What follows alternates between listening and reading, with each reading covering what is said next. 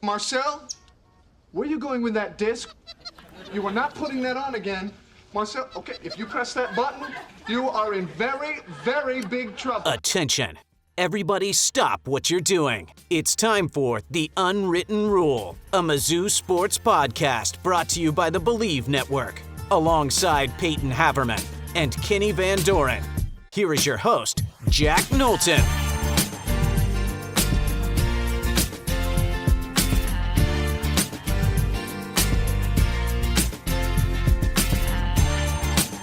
Okay, welcome back to The Unwritten Rule, presented by FanDuel. Today is Monday, December 8th. Payton made it to the program, first and foremost. I know there were some concerns on the unwritten replies about his status with regards to the events of today. I'll say no more about the non-Mizzou related ones. Unfortunately, we are going to talk about Kansas. But first and foremost, Kenny, Payton, Missouri has a bowl game. Mizzou football found out its bowl fate. Shocker, they did not make the college football playoff, not even ranked in the final committee rankings. So a little bit of a bummer to see they will not have a little number next to their name when they play in their bowl game, but their opponent will, because they, fellas, are going to play Virginia, the number 19 ACC choke artists themselves, in the Gator Bowl over in Jacksonville, Florida. I know, Payton, I'll start with you as our resident bowl expert. I know this was not number one on your list or most people's list, probably, in terms of opponent or location. But Everbank Stadium, Jacksonville, Florida is the site, 6:30 p.m. The spread out right now, by the way, if you're curious, on FanDuel, 7.5. The Tigers are favored in that game. The over-under 49.5 set early. So some time until that game, but Payton, your quick reaction to the bowl game. I know it wasn't the best outcome for Mizzou. Well, the Gator Bowl is, more historic. It's a better game than the Texas Bowl. I selfishly wanted Texas because I would have gone to that game because I live closer to it. I won't go to Gator, but it is the better bowl game. I really wanted Texas, if you could get like Iowa State, who just decided it wasn't worth their time, I guess, to go to a bowl game. TCU would have been cool. They wound up getting the Alamo Bowl, so good for TCU. But no, Gator's pretty good. They didn't get Clemson. Clemson wound up dropping below that kind of Gator Bowl tier, which, fair enough. Virginia had an outstanding historic year for them. Very big bummer for them to not be able to reach the playoffs. I don't know how many people wound up watching it at the end, but the ACC title game was a war. And Virginia was in a win-and-in situation and lost in overtime. So I think they're going to be hungry. I believe there is some stuff to play for them. This is the best bowl game they've had in a long time. They did play in, I think it was the Sugar Bowl a few years ago. I'm pretty positive it was the Sugar Bowl under Bronco Mendenhall. They played Florida and got kind of smacked. So if they were to win this game, I believe it's the first time in their history they'd win 11 games in a season. So it's going to be a very hungry opponent. I'll let Kenny make the obvious connection joke there, but Virginia's a good team. Chandler Morris had an outstanding year for them. Tony Elliott, he entered the year on the hot seat, I'm pretty sure, and kind of firmly had his team play him off of it. It would have been a very good story, that Virginia team. It is a shame, I think, that they are not in the college football playoff, but it is, the more I think about it, I do like this opponent. I like it more than I would have liked Georgia Tech. I like it more than I would have liked pretty much all the ACC bowl eligible teams other than Clemson. After Miami got in, that wasn't realistic. So it's a good bowl for Mizzou. I think it's a fun draw. It'll be two teams that I think are pretty motivated, as motivated as you can get in these bowl games. Well, it's a revenge game too for Virginia, because of course Missouri, everyone will remember, beat them 31-7 in their only matchup ever in 1973. So right, plenty to play for. That game was in Columbia. Yeah, I was So, about to. I had that pulled up it too. was on home. It was at home. Yeah, that was the Orange Bowl, Peyton, in Orange Bowl. 2019. Wow, even Yeah. better. Good for 30 I Virginia. don't remember that at all. 2019. Yeah, it was 36. Bryce Perkins was their QB. Oh, yeah. They beat the Hendon Hooker led Virginia Tech Hokies. Wow. It was their first win over Virginia Tech in like 16 years. So it's a program that's kind of been topsy turvy lately, but they were very good this year. I definitely don't think it's a game Missouri can take lightly by any stretch. It was the last bowl game for Virginia as well. The thing I like the most about this is that it's a matchup we'll probably never see like for the next decade. Like these two teams won't play each other out of conference with the way that the SEC schedule is going. You know, you're only going to have 3 out of conference games. One of those will be the game that they have locked in with either Kansas, Illinois, Kansas State these next couple of years. This is awesome. You know, with the way things are trending too with bowl games, we've seen a lot of opt-outs, and in part to some of those for some 5 and 7 teams that opted out and weren't expecting to be added into any late bowl games and sent some of their players home and just kind of wrapped it up on the season. But I think this is a fun one. I think it's a fun draw. You're not going to see this, you know, any other time. And when you get a team like Virginia that I think was as high as 12, 13 this season at certain stretches. Like they really took, you know, with the SEC kind of eating at each other at certain points, they climbed a good amount in the rankings as one of the better ACC teams. I think it's fun. You know, the Gator Bowl is one of those, you know, it's the Gator citrus. It's those ones that were always on the outside looking in of the New Year's Six. And you kind of liked those ones. It's like, you know, if we're not going to make it to one of those big ESPN ones, those are the good ones. And I think Missouri should be kind of happy with the draw. In my opinion, I think it's better than the Texas Bowl, as much as I would have liked to be there and would have gotten Payton a bunch of barbecue sauce from the sponsors there. But unfortunately, that's not going to happen. Also, the connection Peyton's talking about, Daniel Kalen Bull, former Missouri commit, went to Nebraska and then transferred to Virginia. Oh, there you go. Maybe you'll see him at some point. Is he even QB? Is he even QB2 there? He is QB2. Okay. He had to come in when Morris got hurt against Wake Forest. It was one of Virginia's 2 losses in Wake Forest. There you go. Yeah, I mean, they were 1 game away from the playoff. Credit to Duke. That's wild. We're going to talk about, and Peyton mentioned Miami. We'll talk about the playoff in quick hits and the selection. But I mean, yeah, they were a team that's been good all year. So I'm excited. I agree, Peyton. It's probably the best ACC opponent they could have gotten that wasn't named Clemson or Miami. And obviously Miami got elevated all the way to the playoff. So I like this for Mizzou for sure. Maybe not just best team, but I mean, Clemson's just the best brand that you would face. That's what I'm saying. Yeah. Like it would have been nice to have put a, you know, we had talked about this off air and Peyton has made this point a lot. Like it would be nice to put a name like that associated with like a bold win for Mizzou, even if it was a down year, because, you know, as we age out of this 2023 Cotton Bowl, it doesn't become Mizzou beat Ohio State's second stringers. It was Mizzou beat Ohio State, which, you know, won the national championship last year. So, that would have been nice, but the Virginia's a good team, and that'll be a fun game for sure. So yeah, once again, the Gator Bowl, I think I said it was on December 3rd. That's not when it is. I think it's December 27th. 27th. That's another thing it does have over the Texas Bowl technically.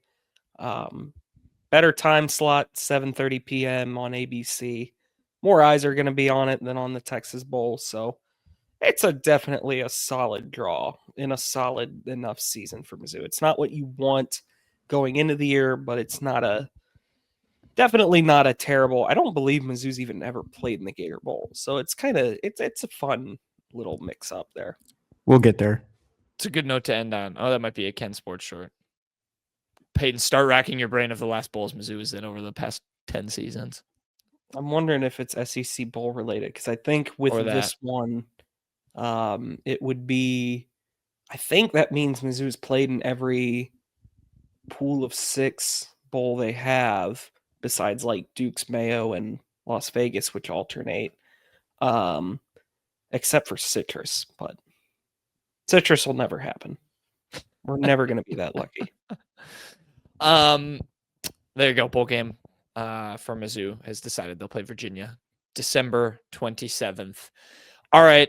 The, I guess, meat and potatoes of this podcast.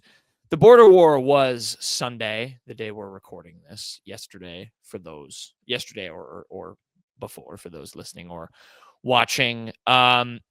Not the result that Mizzou wanted or close to the result Mizzou achieved last year against the Kansas Jayhawks in a very heavily Kansas leading T-Mobile Arena in Kansas City. I think the branding they're going to do, it seemed like next year when they do this, it's going to have the Mizzou logo in the middle and be more like Mizzou Homery. This one was more Kansas Homery. They had the Jayhawk logo in the middle. There was much more Kansas fans in the building. That's besides the point. I don't know. I don't think it would have mattered what logo you would have had on midcourt. Kansas absolutely ran Mizzou out of the gym. They beat them 80-60. And you know what? I might be run them out of the gym is actually a funny turn of phrase because I think Mizzou's effort for good parts of this game were actually pretty good. I want to start you guys with kind of a prompt. I did come up with 2 superlatives that I can give at the end, but Payton, I'll start with you. What is because we've now had 2 high major, I guess 3 high major games total for the season, but 2 high major games back to back against a seemingly decent-ish team in Notre Dame and now a very quality team in Kansas. Missouri's had its struggles in both of these games. And I want to start on the offensive side of the ball for both of you guys. What is your panic meter out of 10 for Mizzou's offense? Because it was a pain to watch, an eyesore for much of this game. I'll run through some stats. They shot 34.4% from the field, 25 from 3, 52.5% from the free throw line. They went 9 of 24 on layups. They did get 16 offensive rebounds. That was more than Kansas. Only turned those into 11 second chance points. They had 12 assists, 10 turnovers. They were outscored in the paint 34-28. Not good stats, Payton. Your panic meter for Mizzou's offense. 9.5 out of 10, and the only reason it's not 10 is because I'll give them a little bit of grace with no Stone or Pierce. Stone in particular, I think, would have been very helpful at times in this game, but they just, it really, a lot of the times, the offense, when they get put in half court, they're a mess. If they can't get teams out in transition and on the run like they were early in the first half against Kansas, they will not win games. The half-court offense really has been essentially give the ball to Mark Mitchell and hope he scores, and teams have very quickly caught on to that. They're throwing doubles, and unlike we saw in years 1 and 3 of Dennis Gates, there's just not enough offensive options to kind of hurt teams for doubling Mitchell like they have. It's sad. Ant Robinson has just regressed so horribly this year. There's just no confidence with him right now. He looks like he's mentally just totally a mess right now. He looks completely in his own head. It's tough to see because when he was really clicking last year, even with the foul troubles, very dynamic player that was breaking games for them. He is the energy setter for Missouri a lot of the time. Mark Mitchell tried for a lot of this game. That dunk he had to go up 23-21, which I think was the last lead Missouri ever had in this game. That was an energy setter, but Ant was early on. He got it going. He hit a 3. They were able to get out in transition. Ant was making good passes, kind of getting Mark Mitchell in the flow. I remember, but he got slowed down. Kansas was able to kind of get in his head a bit, and he just lost all his confidence. It felt like there's just no juice with him right now. Is the best way to put it. Like there was last year, and that's just kind of what it looks like as a whole on this team. It's not even that they're stagnant like they were in year 2, the 0-19 year. There's people moving around. It's just nobody is a threat to score. Kansas did a great job chasing Cruz around, making sure he couldn't get a lot of looks. T.O. Barrett is just not a threat unless he's able to dribble into the paint. Phillips is just lost. He does not know how to play with Mark Mitchell. It's really that lineup's not working, and it kind of has to work. Javon Porter, I'm just kind of out of words with that one. There's just not enough threats around Mitchell to kind of take some of the heat off him right now. And I don't know, somebody's going to have to get like Mark Mitchell was able to get really going against Notre Dame because Cruz got hot, but then they took away Cruz late. Mitchell kind of still was able to score a bit, but it just faded. And today, I mean, Cruz never got going. They eventually just keyed in on Mitchell. Nobody ever really stepped up. It was, I mean, Fran Fraschilla, the color commentator, I believe, was also it was just a dreary game to kind of watch. It seemed like it was like the T-Mobile Center, Arena, whatever. I lived in Kansas City and don't even remember the name anymore. It's a great building, but the border war should not be played at a neutral site. It was just dreary all the way around. And I think the lack of energy kind of sapped Missouri too. I want to talk about Anthony Robinson too, Payton. I was looking at the numbers because he got into foul trouble again. And what was the five that were out there, Payton, where I messaged in our basketball group chat, and I was like, this is a hilarious five. I think it was Luke Northweather, Tio Barrett, Sebastian Mack, Jacob Cruz, maybe, and Mark Mitchell. Or no, Javon Porter and Mark Mitchell. Does that sound right? Yeah, I don't know. Like there was a lot of Nicholas Randall in the first half. I don't remember if it was one of those lineups, but I don't know. Dennis Gates was trying a lot of things today, and most of them did not work. And we didn't see Sebastian Mack until the second half, and our Boateng took over as its starting guard to open it. And it all around, just kind of a weird day for this entire team. It kind of shows you that, yeah, it's a deep team, but it's not really a deep team full of like scoring options. Peyton, you pointed out a couple of times too, just with who the five are on the floor. And Mark Mitchell was really the only scorer that was out there. And it's like, Kansas has to guess who's getting the ball. I mean, it's pretty obvious who's going to get it here in this stretch. But back to Anthony Robinson, I was looking just at the fouls this year. He only has one game this year with less than 3 fouls, and that was against Prairie View A&M, his second least amount of minutes, 25. He had 19 against South Carolina State. But across his last couple of games, South Carolina State 4 fouls, Cleveland State 4 fouls, Notre Dame 5 fouls. Kansas 4 fouls. I mean, he's kind of taken himself out of some of these stretchers. He still played 37 minutes, which was a season high against Notre Dame. But when you get into a lot of these issues, I mean, it's just all around. He just doesn't look like the same basketball player from last year. One of the biggest things, like Payton said, was confidence. We kept saying how confident Ant looked as a sophomore. It just looked like a different player out there, and it just really hasn't broken through this year. From a scoring perspective, I think, Jack, you hit on it a couple of times. Missouri wasn't going to shoot, what was it, like 60, 50, 90 the entire year. We talked about regressing to the mean. It's regressed a lot more, I think, than a lot of us expected. Without looking, and Jack, you might have already seen this, what was Missouri's free throw percentage in this game? It was 52.5. Yeah, that's ridiculous, too. I just don't get how that hasn't been fixed either.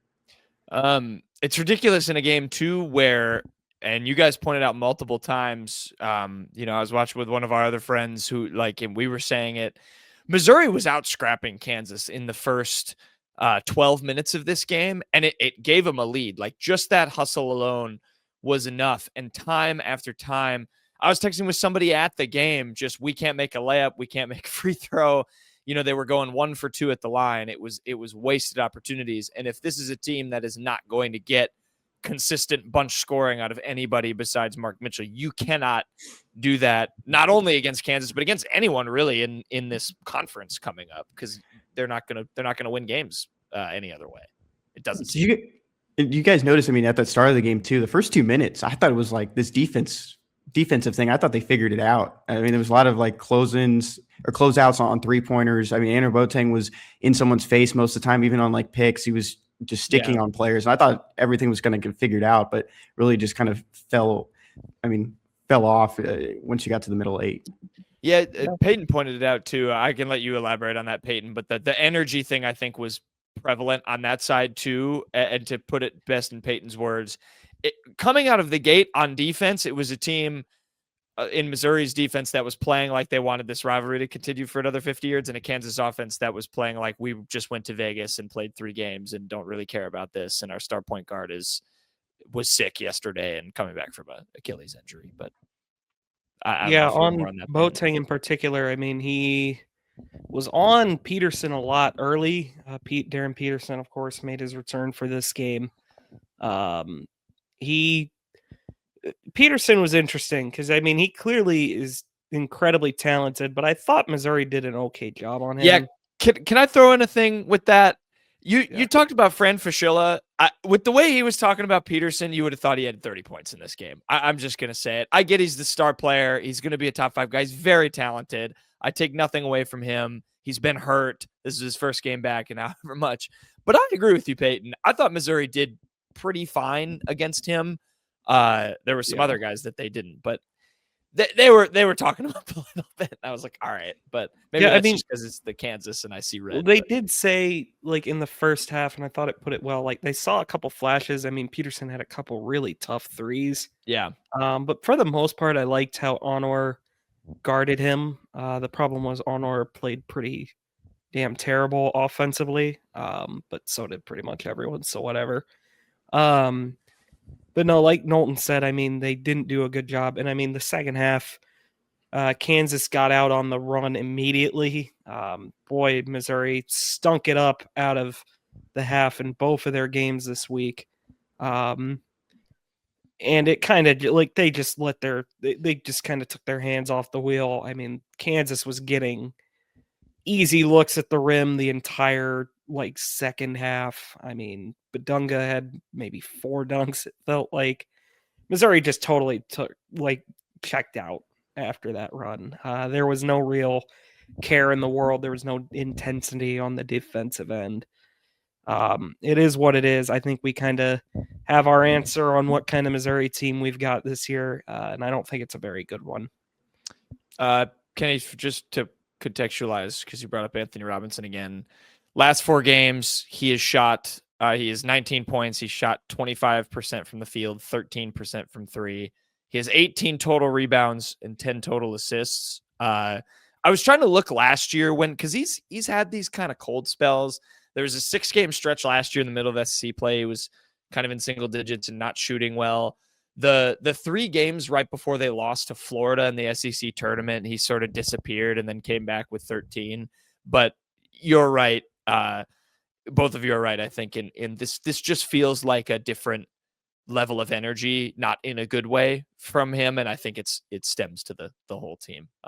Sorry to cut off if you had another point on what Payton said, but I had those numbers behind Robinson. I guess it kind of just builds off of there. We sound like a broken record when we mentioned this. We thought nationally there were a lot of people higher on this Missouri team, maybe just based on recent years finishes and seeing improvements with the roster. And having there was still Mark Mitchell back. And Anthony Robinson. That was my whole thing with this team was they had a ton of continuity, but it doesn't help when that one half of that continuity doesn't look the same as it did a year ago. So from that, do you feel like Missouri is even like lower than y'all's expectations? Because coming into the year, we were still saying that this is probably team more on the bubble and the outside looking in, probably needs to pick up a couple of these early games in the non-conference slate. I still think they're a little bit below maybe what we were expecting, just possibly because of the kind of showing against Kansas in the second half and then losing how they did to Notre Dame. But I know it's a little bit saying, that they're right around where we were kind of thinking after that Notre Dame game, but I'd say it's a little bit lower than maybe the expectations. And we still have to factor in losing 2 players, but I think you're still a little bit around that mark of where we thought they would be, but probably a little bit lower. Yeah, they're lower for me because I didn't think they'd lose to Notre Dame. I don't see any way this team's a bubble team by the end of the year. They're not going to go winless in conference, but I think we're certainly seeing, for one, they're not going to beat Illinois. So just don't even wind yourself up for that. They're going to lose to Illinois and probably badly. But I mean, they'll win a couple conference games. They might even, when you get Stone and if you get Pierce back, maybe they'll have a fun win or 2 in conference play. But I think you're looking at probably maybe not like the Wednesday at the SEC tournament, but definitely a Thursday SEC tournament team, and probably not on the higher end of the first matchup. I'm with Payton. I mean, I was the highest on this team of the three of us, I think. And yeah, I think this Notre Dame game is going to be one not only for their – it's not only one that kind of has seemingly set the tone, but it was a game, I think, for their resume they really had to have because they don't play anybody in non-con. They put up a graphic for that during this game. I noticed what Missouri's combined opponent record was. We'll see. I mean, I think there's going to be some SEC games that are gettable. This league as a whole is down from last year. I think Kenny, you say Mizzou's down even more than people thought. I think we all thought the SEC would take a step back. I think it's taken even more of a step back than maybe we've even realized with some of the stuff like Florida and Kentucky are doing. But I think Peyton's spot on. This is not a tournament team right now. You need to have more than one guy that can score the basketball. It's just as simple as that for me. Trey White led for Kansas. He had 20 and 13, but Dunga had 10 and 11. I think Peyton mentioned him. Those were if there's a game ball, one of those two gets it. Because Peyton talked about Peterson. It was Trey. They made someone else beat him at times, and it was Trey White that did it for Kansas.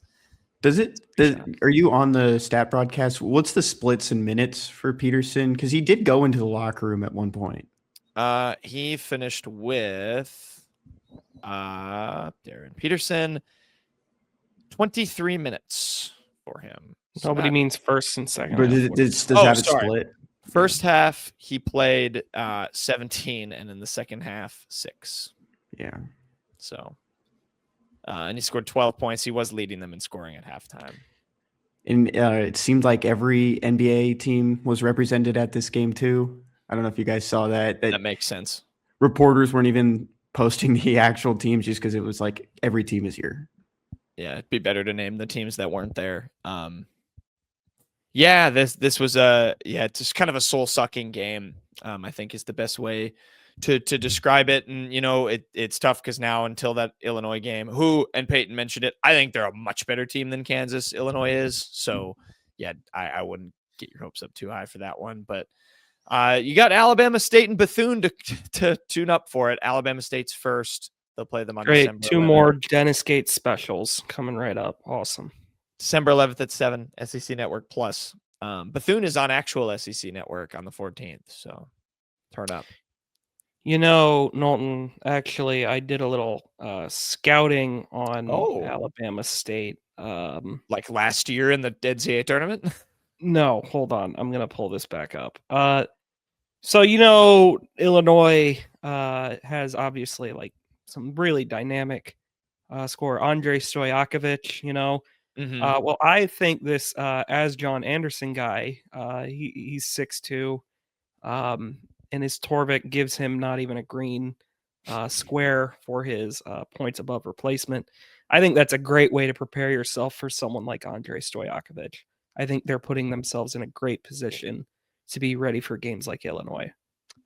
I was shocked to see Mizzou was not included in the list of teams going to that Dubai tournament next year.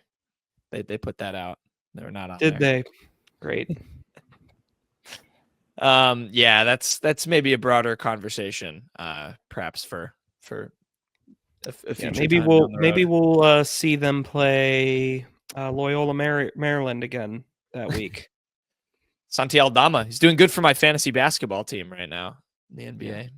If we're lucky, we'll see them schedule a North Florida in there, if you will. Go Ospreys. Go Ospreys. Harrison Butker just doinked a field goal. Oh, he sure did. In or out? Out. Off the right upright. We're recording during Chiefs-Texans. I think it'd be good if Missouri got USC Upstate on the schedule. There needs to be more of those games when it's on the ESPN schedule that it doesn't have the logo because it's not in the ESPN database. I think more of those would be pretty fun. Agreed. Oh, because the team is so. Bring back the Paul. I'm surprised Dennis hasn't brought back the Paul Quinn series. Was that his game? That was Konzo's game, wasn't it? Wasn't it Konzo's game? Yeah, it was a Konzo game, and I'm surprised Dennis isn't. We didn't retain a Paul Quinn college game. Yeah, rough one. 80 to 60. We'll see if Mizzou has any sort of better answers against a better Illinois team, and then it's go time. They play Florida, Kentucky, Ole Miss, and Auburn to start SEC play. Hey, look on the bright side. Ole Miss and Kentucky look like complete, utter wastes of time. So at least there's that. It's not as hard anymore. Can I throw another look on the bright side? I know Mizzou, you talk about not meeting up to expectations. Mizzou could be Creighton right now. Mizzou lost to its rival by 20. Creighton lost to its rival today by 21 points. The problem is their rival is Nebraska and not number 21 Kansas. So Creighton also made an Elite Eight a couple of years ago. Right. That's what I'm saying. And they're in a worse spot than Mizzou is. Now they've played, Baylor and Gonzaga. At and least they State got and an Elite Oregon. Eight for their troubles. I'm trying to look on the bright side, man. I'm just, cut me some slack. It's really kind of insane looking back on that Princeton win back in Dennis Gates' first year. I would have thought like the Penn game that year would have prepared them for that. Ivy, common opponent. I was why late did, to the game. why did Actually, the Southern Illinois game Southern Illinois, Edwardsville, and Southern Indiana, you would have thought those games would have prepared you for tournament basketball. I should have done we should have done a quiz. You should have done a quiz, Kenny, of tournament teams Mizzou is playing this year and see if we got Alabama State. wasn't that the game that had the really crazy ending? Yeah, they won on a buzzer beater in the first four and then almost beat Auburn. No, they did not almost beat Auburn. They almost beat Auburn. With Auburn for a half. They almost beat Auburn in the first half. In-state rivalry. All right, that's your Kansas recap. It was a brutal one. Not a lot of answers to see right now, and I don't know if we will see any until maybe mid-January, unless Kentucky really is just that putrid and Missouri can maybe get a win there. Florida's not all that cracked up either. I don't think Mizzou will beat them, but they've overperformed. I, for one, am not surprised. Was Auburn the fourth one in there? Yep. Auburn, Florida, Ole Miss, Kentucky. Man, the SEC is so bad this year because, I looked at that first four and was like, geez, I hope they get a win. And now I look at that and I'm like, geez, all four of those teams are not that good. Ole Miss might be the second best team on that list. And they're probably they're not. They're probably the worst one there still. I'm over exaggerating. All right, let's go to quick hits. Unless you have another note, Kenny. You looked like you were about to say something. You had that look. Do you think we could petition the SEC to cancel all our games this year and play the OVC instead? I don't know. UT Martin, Jacob Cruz revenge game. That could get tough. It's a tough place to play. We should build a schedule on just teams that we think have the best connections to Missouri. Like Bethune-Cookman would be on there, of course. They're on the schedule now. I know, that's what I'm saying. We'll keep them on. Missouri State, get to face have to play Conzo. SIUE every year. I want a home and home with SIUE. I do. What's the Charlotte school that Mizzou lost to our freshman year? Oh, Charleston Southern. Charleston Thank God Southern. I didn't care back then. I remember going to that game. That was something. And UMKC, they'd have to play they'd have to play Kansas City again. I think they're just Kansas City now. Play Robert Morris, let Caleb Brown come back home. Robert Morris lost on a buzzer beater a couple days ago. Robert Morris, that's in Alabama. Yeah, or whatever. Knowlton's. No, I fell for that. You said, Yeah, that's like a homecoming for him. Yeah, because I didn't realize. I was like, why is it saying Robert Morris is in, was it Mobile or Birmingham? One of the two. Was it Huntsville? I mean, I don't know how you got that all wrong, but no. I never see commitment graphics, I just never see them. All right, let's go to quick hits.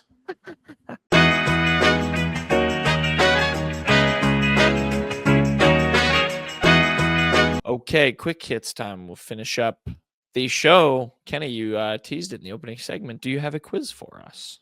Yeah, pretty quick one. I gave it away. Missouri has played in the Gator Bowl before. How many times? 4. 0. 2. It's 3. All right. We will go with the 1949. It was the first time these two teams played. So the 1948 season, January 1st, New Year's Day. Missouri played a now ACC opponent and lost 24-23. This would have been a favorable matchup for Payton this year. Favorable matchup for Payton. Payton would have liked this. Oh, NC State. Clemson. Yep, Clemson beat Missouri 24-23 on a Saturday. The I next want you to season, do these these times, by the way, and be like, Missouri played this team in 1945. Who was their leading rusher, and how many yards did he have? Take a guess. you could probably just come up with it. John Thomas. 1949 season. This was January 2nd, 1950. On a Monday, Missouri played a now Big Ten team. Lost 20-7. In the Gator Bowl? Yep. A now Big Ten team. UCLA. No. Oh. Maryland. Correct. Oh. He's cheating. He's I'm definitely not cheating. Here's my other arm. That doesn't change a thing. You could just have it up on a screen next to you.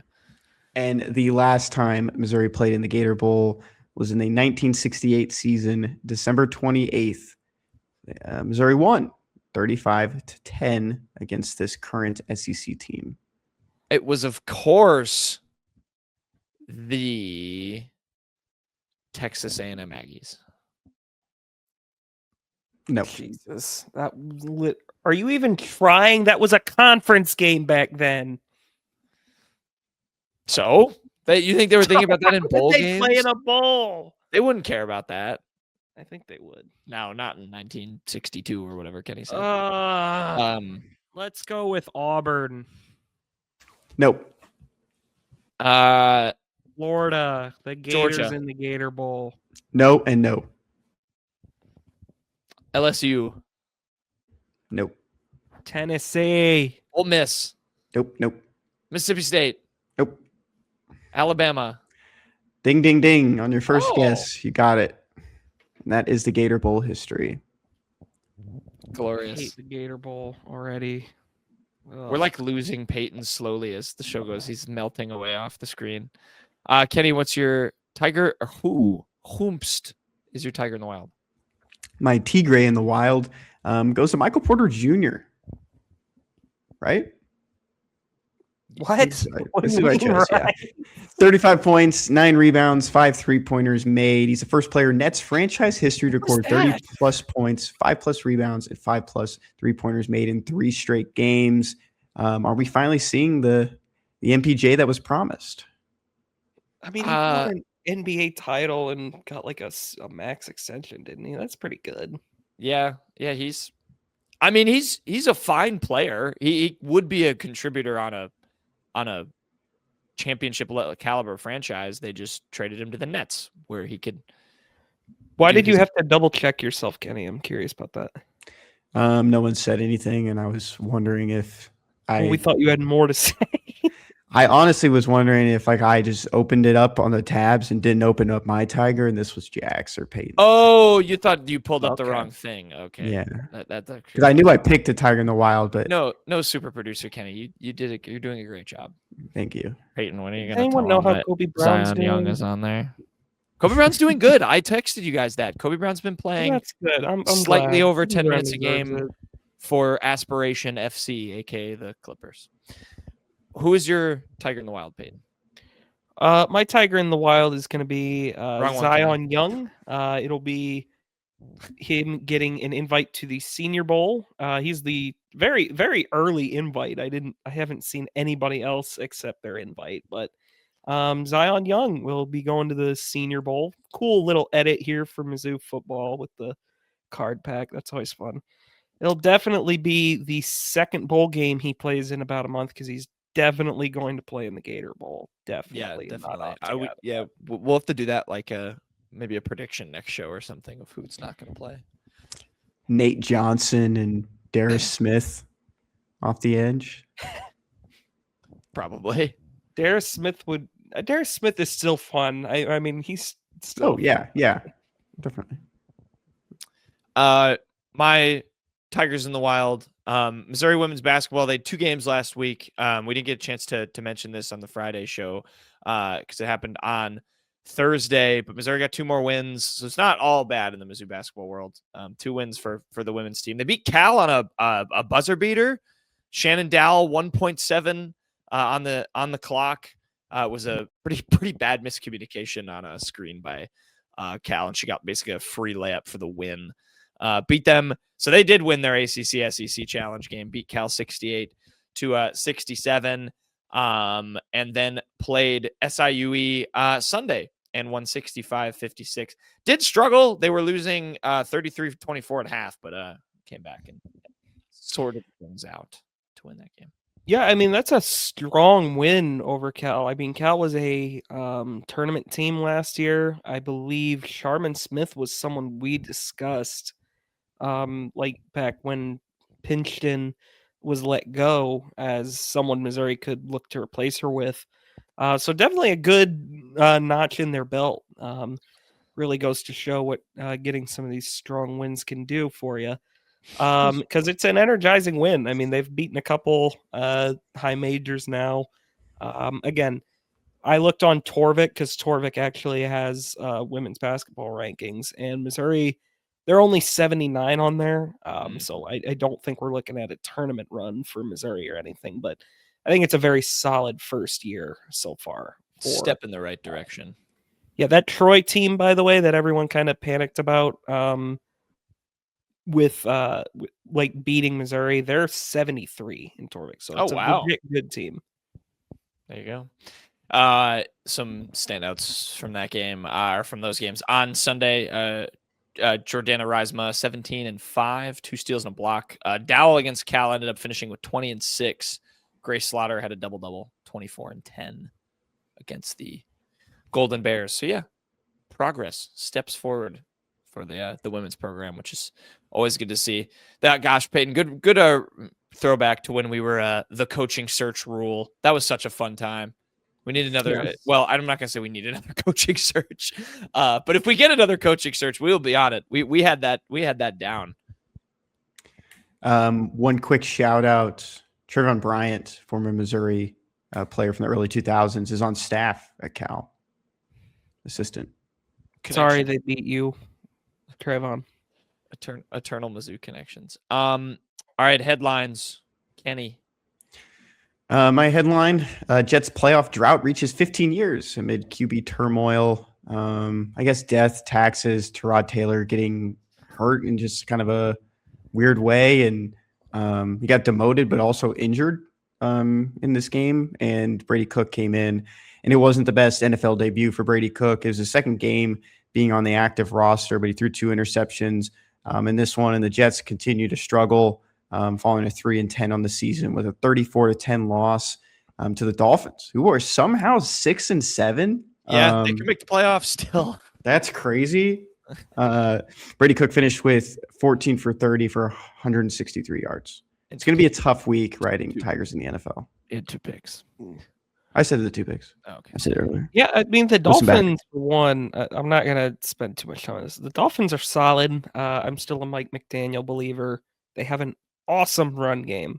And that's when you have, let's be honest, Tua is not a fantastic quarterback, but yeah, they've won 4 in a row. But when you got a running game like that, it takes a little bit of emphasis off it. But I mean, regardless of how it looked, good for Brady Cook. Definitely cool. I mean, he got to go in there and throw 30 passes. Armand Membu was out there blocking for him. He won a Cotton Bowl one time. I mean, that's just cool stuff. Backup QBU? Can we say that yet? Maybe. I think we've been saying it. Yeah, maybe. Is North Carolina State up there, though? I don't Ryan think Finley. so. Okay. I mean, who do they have? I mean, they have Brissett.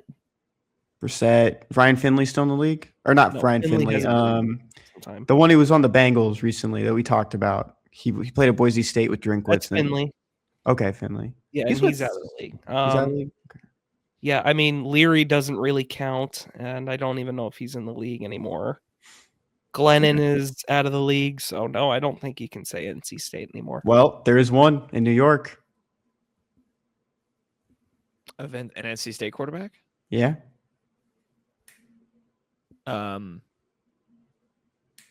Oh, yes, there is. Come on, Peyton. Even I'm admitting it. We have this argument all the time. He's just faking it now. Oh, right. Russell Wilson, of course. How could I forget? If it helps strengthen the String Mizzou, now. if it helps strengthen the Mizzou argument, Drew Lock also played today. So Maybe in his Oh man, backyard. I'm gonna have a day tomorrow. Yeah. Enjoy, Kenny. By the way, plus 5,000 if you want to get the Dolphins to make the playoffs right now on FanDuel. Still pretty long shot odds, but never know.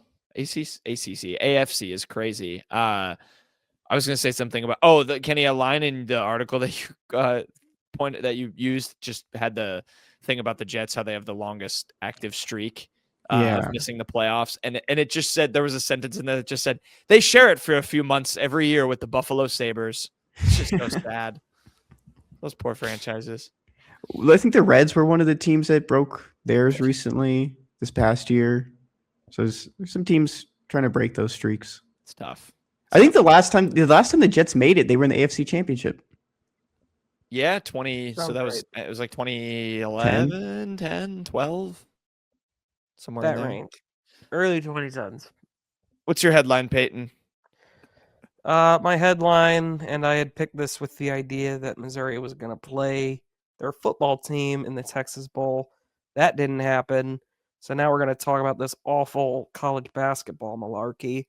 My headline comes from ESPN. It's number 1 Purdue pounded by number 10 Iowa State in historic home loss. Yeah, Iowa State beat Purdue 81-58. It was, I believe, the largest non-conference home loss by a number 1 team in AP poll history. That is absolutely absurd. There's so many fun basketball teams out there this year. Missouri's not one of them, but I still appreciate the sport. So I want to highlight games like this. There was also Duke beat Michigan State. Michigan State has been one of the best teams easily this year. At the Breslin Center. So Kentucky, I'm sure people saw that. Gonzaga ran them out of Bridgestone Arena, and I mean the Mark Pope honeymoon era is well and truly over. That is getting ugly fast. Kentucky has not been near as good as they probably should be this year. This goes back to our thing about Dennis's schedule. There have been more top 25 matchups this season, I think, than any ever to this point. Non-conference top 25 games. There are just so many good teams playing other good teams like every single week in college basketball. And as a reminder, Mizzou's next 2 games are against Alabama State and Bethune-Cookman. I don't know who they're going to put number 1. Probably Arizona. Probably Arizona, maybe Michigan. Arkansas beat Louisville. That was a big game. All right, why don't we move on? Yeah. Next. Louisville then turned around and beat Indiana. Illinois beat Tennessee on Saturday. So that's another little warm-up. Then they smashed the guitar. They did. That was pretty fun. They got a guitar trophy for that game in Nashville and broke it. I love it. My headline of the week comes from ESPN. Notre Dame AD says CFP selection committee pulled a rug in, quote, farce. You didn't think we were going to go this whole show without at least talking briefly about the outcome of the college football rankings that unfortunately Mizzou was not involved in. Yeah, guys, they for 5 straight weeks, Notre Dame stayed ahead of Miami, and then apparently Miami sat on the couch at home better than Notre Dame on Saturday because they flipped the script, put Miami in, kept Notre Dame out, and then Notre Dame said, we will not play BYU in a bowl game. We're done for the year. What was y'all's reaction when they announced it? Kenny, you might have been on a plane this morning, but if you were watching or when you got to see it, what was your reaction? I mean, I understand. I mean, it didn't really make too much sense to me, you know, when they made the flip between Miami and Notre Dame. I know that kind of rubbed people the wrong way, but just skipping bowl game in general, it just kind of speaks to the mantra a lot of these bigger schools have, the college football playoff or bust. I think it sucks. Right here at this part of the show right now, play the part where we talked with Pete Bland, the sports editor at the Columbia Missourian back in 2023 about how he's not a big fan of bowl games. All right, now we're back. I'm not editing that one. I'm not doing that, bruh. Good luck finding that one too. I think it sucks. Like I saw a lot of the reports from Brett McMurphy today talking to bowl executives saying that, you know, bowl games are just, I mean, it's dying now, and it just really sucks that you have the players to play, you have everyone opportunities. I mean, what are those opportunities could help some of the players as well. I mean, bowl games just rock in general. Like, you get so much free stuff. You get to go to a new place. You get to play a school that you wouldn't face. Like, we're talking about Mizzou and Virginia. They played once before. We have no idea if those teams will ever play again. That's just how it goes. And I think that would be awesome if Notre Dame went to the Pop-Tart Bowl and won that game. Just go out with a win and just kind of prove that, they can go out there and stomp a team like BYU that was also in a position where BYU was upset about not making the playoff as well. And what is BYU doing? BYU is going to play in that bowl game and not, sit out for the rest of the year. So I think it sucks. Yeah. I do agree with the idea that Notre Dame kind of did have the rug pulled out from under them. I think the idea, just the logic, like if you want to have Miami over Notre Dame, I totally don't I won't fight that. Like the logic is there for that to happen. But you can't have Miami behind them the whole time and then flip them at the very last second. That's very weird to me. What even I find even weirder is the way they treated the conference title games. Here they did not drop Alabama any spots for losing the conference title game. Fine with me. I don't think you should be hurt for losing a conference title game. But then, I mean, if they had treated the logic the exact same, BYU doesn't drop. That keeps the buffer between Notre Dame and Miami. Notre Dame still gets in. But that did not happen. They did drop BYU for some reason, despite having a pretty similar result to Alabama, that being a 3-possession loss, I believe. Maybe it was more for BYU. Maybe it was like a touchdown more. So I don't remember exactly. Yeah, okay. It was 27, and then Alabama lost by 21. It's a good point. But it's just weird that it was treated differently. I don't blame Notre Dame for being upset by that at all. It felt very weird, very your mind kind of runs wild with when it's treated like that. But at the same time, I really am shocked that Marcus Freeman in particular, someone who just does not seem to be the type to shy away from anything like this, just decided to pack it in and go home. I think that is a terrible example to set. I saw a lot of people pointing to what Georgia did a couple years ago when they were number 2 in the nation, I think. Oh, and then unbeaten. Got left out. Yeah, lost by 3 in the SEC title game, missed the playoffs entirely, and then went and beat Florida State by 60 in the Orange Bowl. Again, Florida State themselves obviously had opt-outs, like biblical amounts of opt-outs. But, I mean, Georgia did not, and I still think that means something in this scenario. I was just very surprised by Notre Dame's treatment of this. It was really kind of just disheartening in general to see, like, Kansas State and Iowa State opting out is one thing, with a coaching change. I still don't necessarily agree with that. I think you get an interim in there, you prepare for a game, you go and play it. I think that's what you're there to do. Think these bowl games, like they're fun events for fans to go to. I get it. I'm a bit of a sicko with bowl games. Like most people aren't going to be that invested, but it still rubs me the wrong way that teams were just not willing to even put any effort into playing one more game. It's just a weird precedent to set. I hope this is just an anomaly and it's not the rule going forward. Because that would be really, I mean, even last year, Miami wanted desperately to make it into the playoff. They didn't. And they still went and played the Pop-Tart Bowl, and Cam Ward even played in the dang thing for a half. Yeah. I know it was to get a record, but still, I mean, that sends a bit of a message. It put forth a little bit of effort. Sarkisian got asked about it with Texas. He said they didn't even really talk about it, I think. Just disappointing, I think. Like, I understand completely Notre Dame being perplexed and upset by the way this went down. I think it was ridiculous, the logic they used to justify Notre Dame being swapped out today. But pick yourself up and go play a football game. I mean, really, it's like Kenny said, BYU's not bitching and moaning like this. I mean, they're just as upset, I'm sure, and they're still going to go and play Georgia Tech. It's not a perfect process whatsoever. I mean, I Not don't even know. close. I don't. If I'm glad Miami, if Miami gets left out, all of the articles today are just should we ever have games between two top 10 teams? Like it's just a completely different set of things we're complaining about. If that's what it is, I agree with you guys. I think it was weird that they did do it. I think the thing that would have made the least amount of people mad was probably just to have left it alone and had kept Notre Dame in, kept Miami out.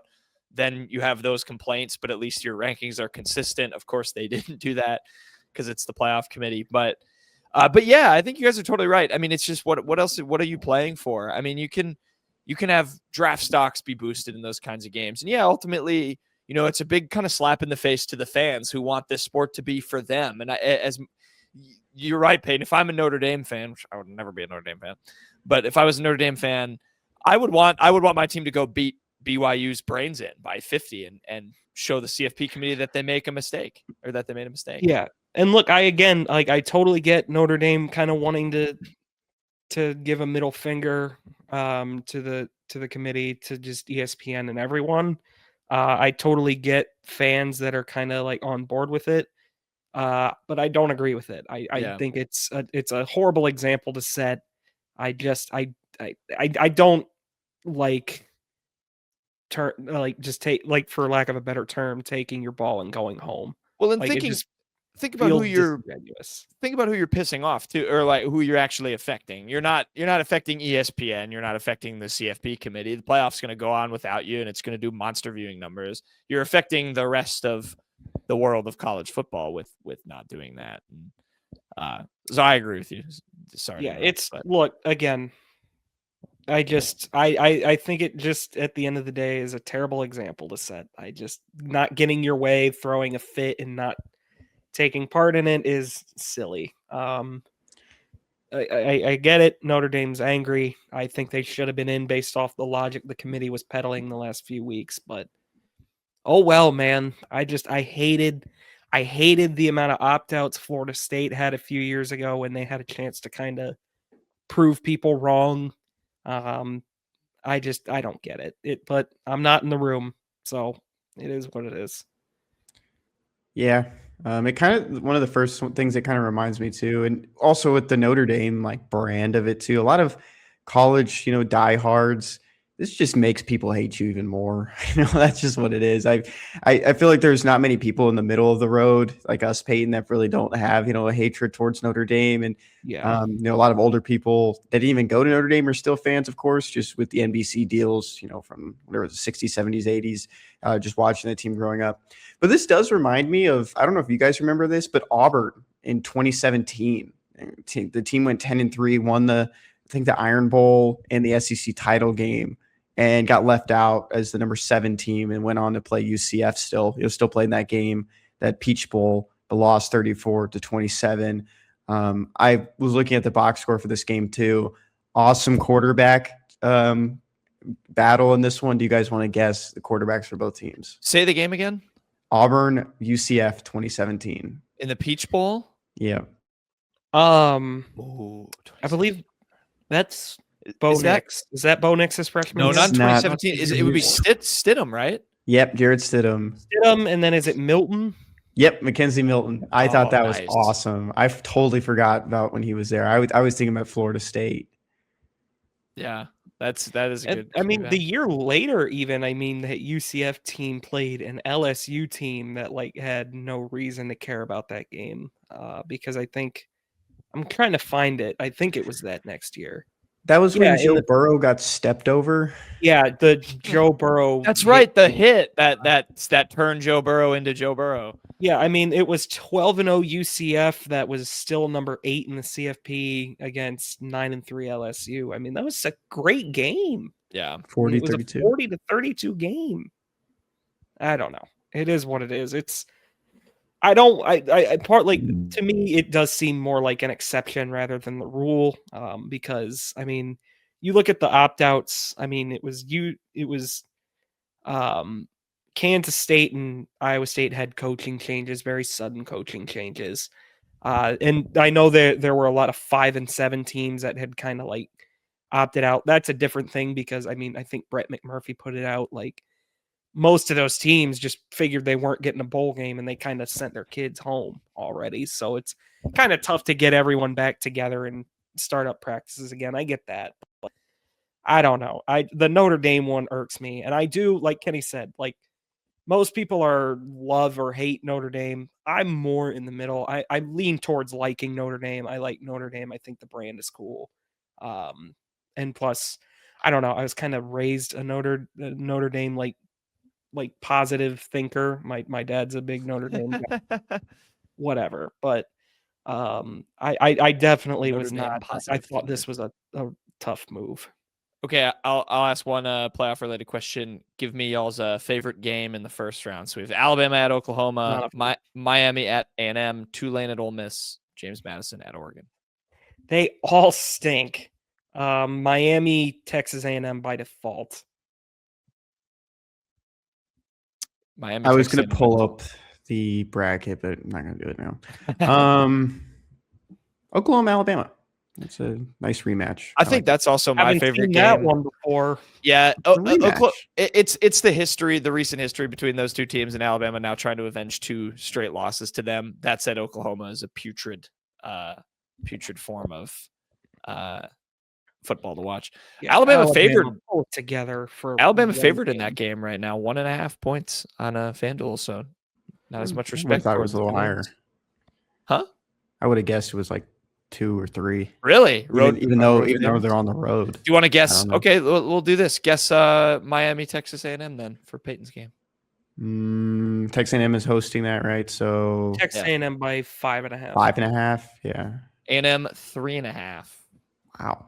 Do you want to guess either of the Tulane or James Madison games? 21.5 for Oregon, James Madison. Okay. 17.5 for Tulane, Ole Miss. You were, Kenny, you want to guess? I was going to guess around there. Payton, you were a point off for both. Ole Miss is 16.5 point favorites. Oregon 20.5 point favorites. So, see, there's always a chance. People always forget about the 12-5 upset. We have a ratio of the week this week, Mr. Oh. We're just giving a throwback to Payton. Yeah. We already talked about it. Go ahead, Payton. I guess I got to talk about the Chicago Bears today. So my ratio was someone on Twitter named Ramzilla. Great profile picture, Ramzilla. You get a thumbs up from us on that one.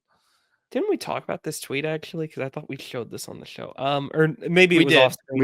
We did. But yeah, he tweeted like when the Bears were the 1 seed, which will never happen in my life again. Strength of schedule, strength of victory, and he circled the Rams below them, who are the 2 seed. They have much better strength of schedule and strength of victory over the Bears. Like it's a damn playoff selection committee at the end of the year. Like they're going to weigh this or something. I quote tweeted it with, yeah, hopefully the NFL playoff committee takes that into account when they do seeding in January. I got 10,000 likes. I don't even remember how much that dummy got.